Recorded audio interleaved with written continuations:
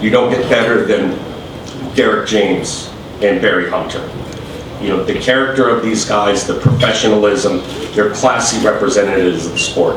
And certainly I'm not leaving out Robert and Javier as well. I'm proud to be working with these guys, and we're proud to be on the network. It's a cliche, but it's true. You can't play boxing. You can play a lot of sports, you don't play boxing. You're in the NFL, you can dog it on a play. You're in the NBA, you can jog back on defense. In boxing, you can't do that. You got to be dedicated. You have to be passionate, and that's what we got up here: is dedication, class, professionalism, and it's going to reflect in the ring.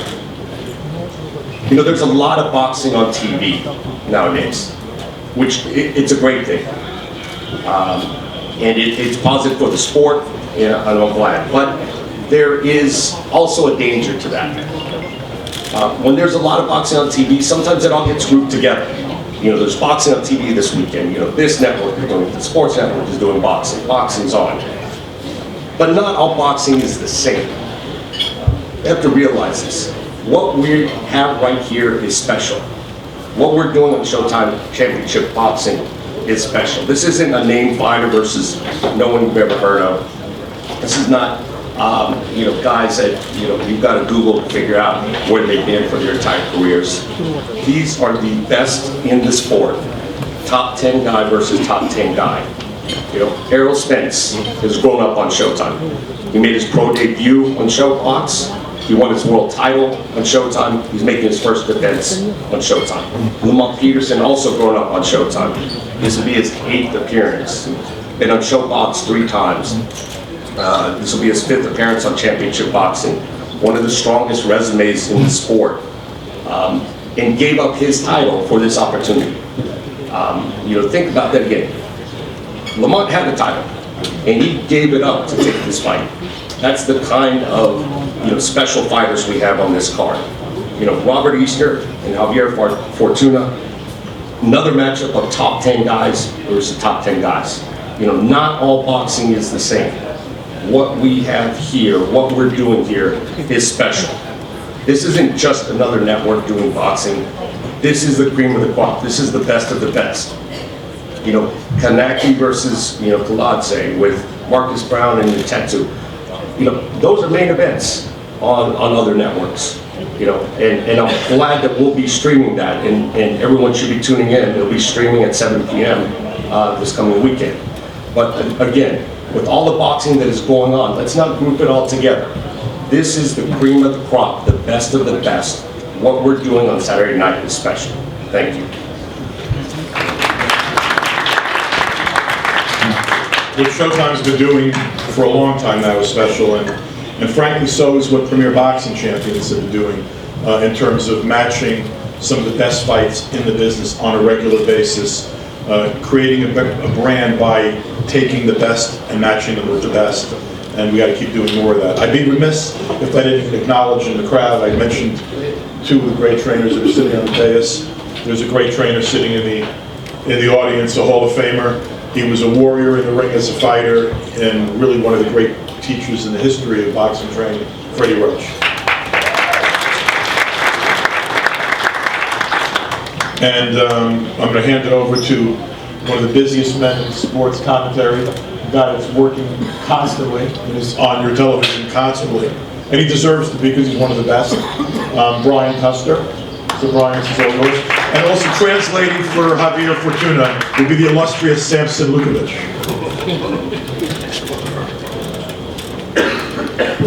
Thank you, Lou. Good afternoon, everybody. Of course, on Saturday night, 2 world title fights on Showtime Championship Boxing. We'll begin tonight with Robert Easter Jr., Javier Fortuna, and Robert making his 3rd title defense of his IBF Lightweight World Championship, so we'll begin there. And Robert, considering it is your 3rd title defense, I think the last time we saw you in the ring up against a crafty lefty, Dennis Shafakov, and it was really an all-out, all-action fight. So given that, you're facing another lefty who's got punching power, says he's coming to knock you out. Any concerns facing another lefty? There was no concerns. You know, my last fight, I was against a lefty, tough lefty. You know, I made that fight hard. But coming out different this fight, you know, using my my reach and my feet and my speed. You know, Javier Fortuna is a two-time former world champion. I just found that out. Really don't know much about the guy. You know, I'm not, you know, shying that he's a two-time world champion. But I know what I came to do. You know, and that's to put hands on a man and man down. You know, and I'm a world champion, as you know. And these people know what I bring to the fight game. You know, I don't leave without my strap. You know, so it's man down come January 20th. All right. Javier, you know, he just basically said he really didn't know that you were a former world champion until just now. You think that he made a mistake in taking this fight against you? Bueno, para mí yo creo que ya es tarde para él darse cuenta ahora que fui dos veces campeón. It's too late now to find out that I was twice world champion. Yo lo que espero que él y su equipo no tengan ninguna excusa el día 20 cuando estemos arriba del ring. I hope so that I have no excuse on the 20, on top of the ring. Porque ese título me lo llevo yo para República Dominicana y la fanaticada del boxeo. And that title, I will take it to the Dominican Republic for my fans. Ya hasta ese día llevo él perteneciendo sobre ese título. I'm dreaming about it, and I will take it with me. Con Dios por delante, ese título será mío. God in front, I will bring that title for me. Robert, just your response. He got a man talking for him, but he ain't gonna have a man fighting for him in there. That's all I gotta say. Javier, what would a win over a world champion like Robert Easter Jr. do for you in your career?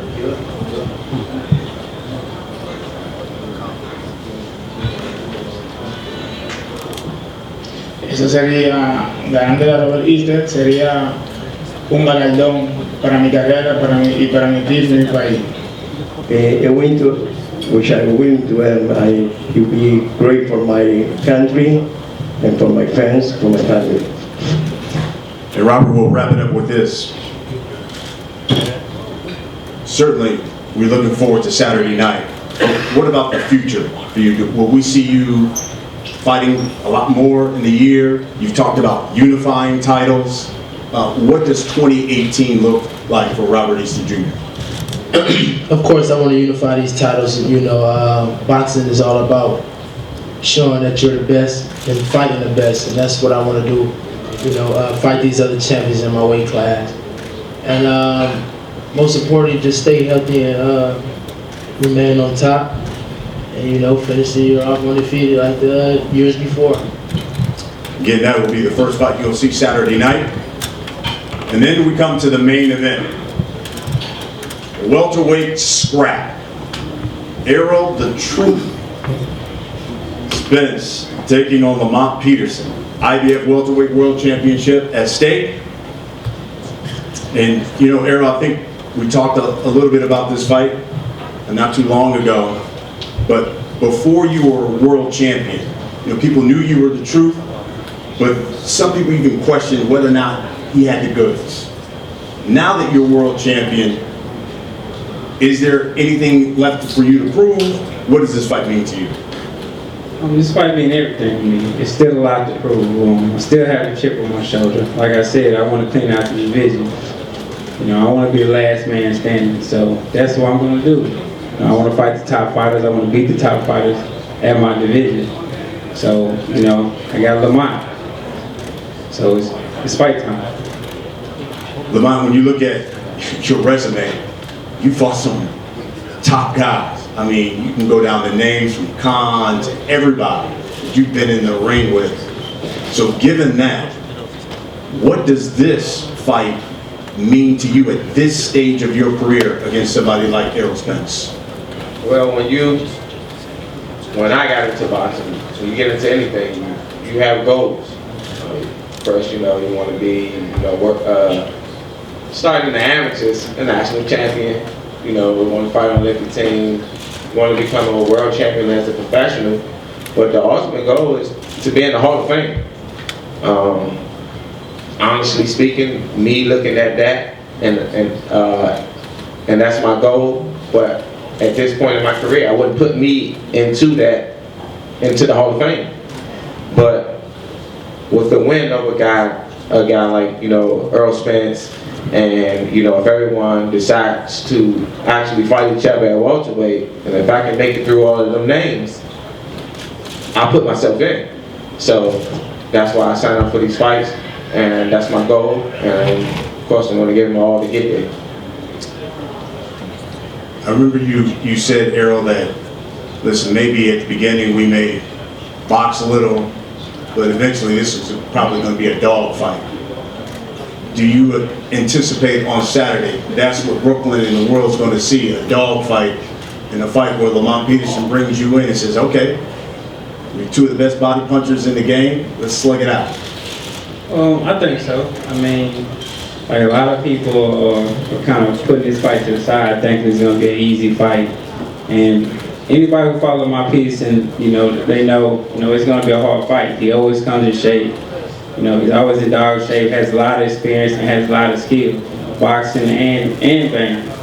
So I know I'm in for a tough fight. I know it could be a dog fight, and that's why, you know, I wanted to fight Lamont. Lamont was the only guy left. Nobody else wanted to fight. So my man just came to me and said, what about Lamont? And I said, yeah, of course, because nobody wants to fight Lamont. So I took the fight, man. It's going to be a tough fight, man. It's going to be a tough, rugged fight. If you watch Lamont fight, you know that later on in the fight, you know, it gets rough. You know, he starts out boxing, and then he ends up standing there in the pain, fighting, toe-to-toe. So, and you watch my fights, you know my fights always get rough. Either the guy's fleeing or the guy has no choice but to stand there and fight. So I mean, you know what it's gonna be. It's gonna be a rough fight. It might not be a lot of talking and a lot of, you know, propaganda, and, you know, and we pushing each other and spitting each other's face and things like that. But you know what you get out of ERROL Spence and Lamont Peterson fight. You get a dog fight, you get a great fight, you get a fan-friendly fight. Sir. I think going into this one, I think you fought one time last year, you fought basically one time last year. Will we see Lamont Peterson more active this year in 2018? Hope so. You left it to me, I'll fight every month. I love boxing that much.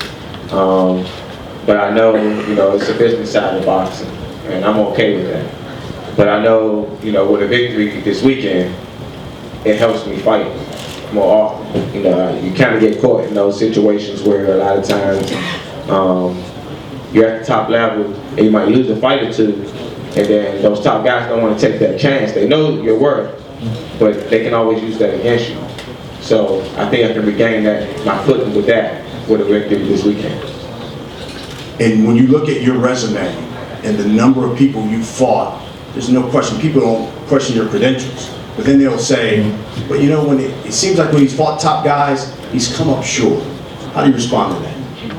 Can't respond to it. Honestly, I mean, it's in the history books. It's written. It's over and done with. However you feel about that, I respect it. There's nothing I can do about it. Errol, you talked about wiping out the welterweight division. Does that mean fighting actively, like 3 times a year? What does that mean to you when you talk about wiping out the division and being more active? Well, that means staying active. I haven't been active as recently, you know, due to waiting. You know, I had to wait for my type of defense and things like that. And then, you know, I had a lot of guys, you know, not answering the call. You know, a lot of guys, you know, hours and call these guys saying they're not, the reporters mention my name, you know, they try to make the excuse this and this and that. Okay, I have a belt now. I went over there and got the belt. So what's the excuse now? And I'm still calling it. I have a belt and I'm still calling these dudes out. Danny Garcia, Keith Thurman, all these guys. You wouldn't be sitting here if Keith Thurman or Danny Garcia or Sean Porter said they'll take the fight. You know? I should be a world champion and having to call these dudes out. And Lamont Peterson answered the call like a real fighter and like a real soldier should do. So what do you see in 2018 for you? In a perfect world, what do you see for ERROL Spence in 2018? Well, in the perfect world, I'd be unifying with Keith Thurman or something like that. Or, well, I want to fight 3 times a year. I'm going to stay active. I'm not going to wait on, I'm not going to wait on anybody. Or, something you don't get back is time. You don't get time back. So I'm not going to wait around and be waiting on fighters to get ready and, they need to have tune-up fights or they want to fight me in 2020 and things like that. I'm not going to wait at all. Barry, you've been with Lamont a long time. Why don't you tell the people what you've seen in camp and maybe give them a sense of something that they don't know about Lamont going into this fight? I can't say it's nothing that that'll be different. And you know us, and everybody we prepare for, you could be 0-20 or 20-0. We prepare for you the same way, as if you're a world champion, undisputed or what have you. This is a sport that you can never ever sleep on anybody, because all it takes is one punch. And if you listen to what Earl just said, they didn't answer the phone for him. Keith Thurman, Danny Garcia, we were going down the line. Lamont was the same way. He was avoided, as if they were boogeymen or something. We answered the call for Keith. We answered the call for Danny again. And y'all guys saw that what happened the first time. And Kell Brook. As a matter of fact, before Earl fought Kell, we got the call for Kell. We agreed to the fight, but it went out the window. So, I'm with Earl. How can you say that you are the best and you don't fight the best? You had Ray Leonard, you had Hagler, you had Hearns, and Durant. What made boxing great back then, all those guys fought each other. They had no problem with doing so. And we the same way. I have no problem if I put my son on the stage in the ring versus whomever, because I know how we train. I know what we prepare for. So I don't think that you will see, or we didn't do anything different. We treated this camp like we treat every camp. We train hard. But that's why we don't get up here clowning on all that old garbage, because for the most part, when people do that, they scared anyway. These what matter in this sport right here. And just like anything else, come Saturday, we'll be ready to do what we do. Garrett, Trainer of the Year. With that comes a lot of notoriety. Does more pressure come with that now? People look at you differently when you're Trainer of the Year and you got a world champion, a couple of world champions in your stable. Yeah, it's a little different situation, but I don't buy into it. I don't listen to it. I just kind of keep pushing along and try to continue to be the best that I am, and that to give my guys whatever they need to give them. And I don't buy it. I mean, I've been recognized as that, and I appreciate that, and I love it, but it doesn't make me. I just continue to keep building and keep developing myself and develop my guys, because there's more for me out there. I'm still young in the sport, and so I just keep moving. I was reading something, and it almost gave the impression that he's a newbie to the scene, and he's splashed on the scene now with ERROL and Charlo, but you've been in the fight game a long time. Now you're going up against, training-wise, one of the best. Is there any kind of competition between the trainers when you get in fights like this? No, it's not. I mean, I've been in boxing for 40 years. Started boxing when I was 5 years old, I'm 45 now. And there's no competition between me and Barry. Barry is this guy, who he is, and I'm who I am. My focus is to, like I said, to continue to grow, continue to help my guy, ERROL and Jamel, Charlo, and Rob, Brandon, my other guy, be better. And so, and his job is to help his guys, and that's the focus. And when we're in the corner, my deal is for ERROL. His deal is for Lamont. I don't think about beating him. I want my guy to be the best, to go out there and do his deal. Lastly, for you, Barry, considering these guys sparred together a long time ago, know each other very well, does that experience help at all in a fight like this? Yes, and it can, and in the case with ERROL and Lamont working, And it's funny because I'm sitting here, Freddie was there in camp with us. Mike Stafford over there was in camp with us. Marcus Brown you spoke about was there. We had a great time. So it's almost like a reunion. So Lamont inspires so many different people, you know, and I doubt very seriously if, you know, after that, because he do more teaching than anything, after that if he thought about it anymore. Like Earl said, come Saturday, you're going to have two guys going in there that they're not old, they're not banged up, they're skillful, and they're dog fighters. So it may start off tactical, but somewhere in that fight that night, I think it's going to end up being a war. Other than that, come Saturday, I'm just looking for a great fight. And congratulations to Derek for winning Coach of the Year. I remember when I first seen him come through the scene, he worked hard to get here. They grind to get here just like us. I'm proud of it. Fantastic. We'll just give you guys the last word. We'll go give it all to the fighters. Lamont, what excites you about this fight? I'm excited, honestly, and looking forward to the skill level that's going to be displayed this weekend. You know, people can look at it, you know, it's going to be a rough fight, that's for sure. But what I look forward to is the technique, the skill level, defense, offense, being able to translate between both of them. That's what I'll probably enjoy if I go back. When I go back and watch the fight, that's what I'll be looking at. That's what I'll enjoy. That's the part of boxing that I love. And Errol, what excites you on Saturday night? I'm just excited to fight. I just like to fight. I'm excited to fight. I'm excited to be on the bright light in front of those cameras, in front of all the fans, and you know. Does it excite you to be back in New York? I mean, obviously you were born here, but obviously I know you're a Dallas guy, went there as a baby, but you still got family here in New York, and. Definitely, I'm excited because you know my family get to see me fight live. You know, they don't have the funds to come you know, overseas to watch me fight or anywhere else. So, you know, it's exciting for them to come see me fight and display my skills in front of them. All right, we're going to take some questions from members of the media. We got Matt here. Just please acknowledge who you are and let them know who your question's for. Keith Heidick from BoxNation.com. My question is for Lamont. Lamont, what impressed you about Errol's performance against Kell Brook? He displayed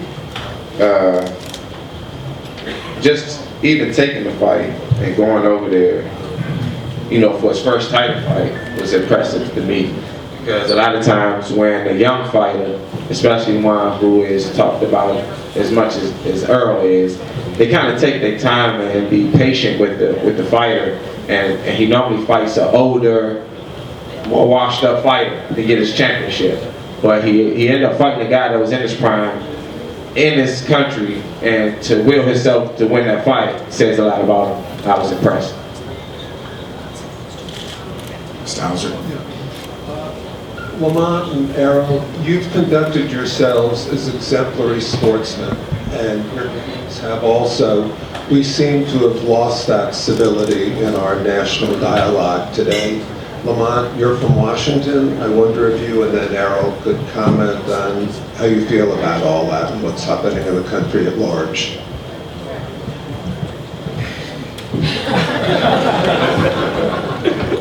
You had two questions? You said how do you feel about the national dialogue today and the lack of respect that seems to be emanating from the White House towards people? I mean, it's fight week. We ready to fight.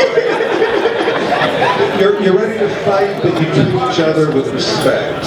And Errol, you commented the last time you were in New York about the national anthem protests, and I wondered if you could pick up on that. And both of you talk in general about what you see and how you feel about what's happening in this country today. I mean, and if Barry and Derek want to join in, that's fine. I mean, it's basically what I stated, you know, when we talked at the press conference. I mean, people have freedom of speech to say whatever they want to say, so I mean, that's just about it. Well, for me, I just feel like I respect everyone who get in the ring. And honestly, just if I saw you and didn't know you, I'm gonna respect you. And that's just who I am. I feel like a lot of other people should be that way, but they're not. And I just have to respect that too. Barry? I'm with Lamont, you know, but I know where you're coming from. There's been a lack of respect around the world. Cut the TV on, every time you cut the news on, I mean, this is a different place. It's a different world now. So I think, I don't want to sound corny, but we do need more love out here to survive. You know what I mean? If not, you know, it's going to be even worse. So just keep loving each other and doing what we do. Oh, who's next? Radio Raheem, boxing scene. ERROL Spence, you talked about being frustrated trying to get other champions to answer your call, to take fights. I'm curious for you what constitutes a true champion, how you conduct yourself, how you select fights. And Lamont Peterson, you talked about wanting to be in the Hall of Fame, that's what drives you. I'm curious what you think constitutes a Hall of Fame fighter. What gets a guy in there? What does he have to have or do to be worthy of that honor? Well, I guess I'll go first. For me, of course, you know, winning multiple world titles, being able to do that throughout, you know, the mat. I wouldn't ask anyone to, you know, to jump up weight classes like Pacquiao, like that's rare. But to be within that range and to take on all comers at any time and to represent yourself the best way you can. When you get to those big stages and those big fights, I think you have to win more than lose.